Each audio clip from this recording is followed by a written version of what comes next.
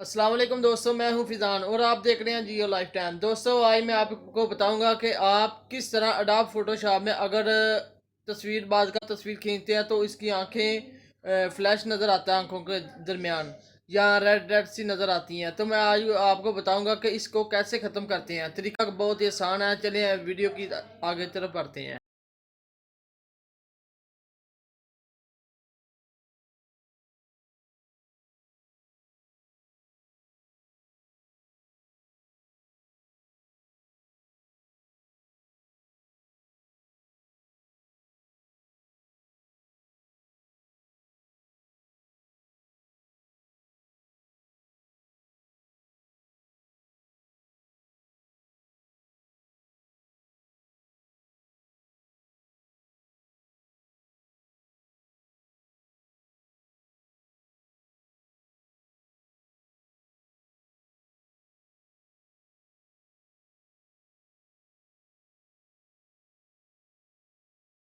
मुझे यकीन है कि आपको मेरी ये वीडियो बहुत पसंद आई होगी।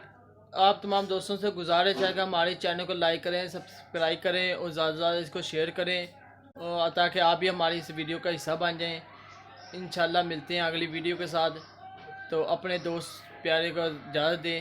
अल्लाह हाफिज़।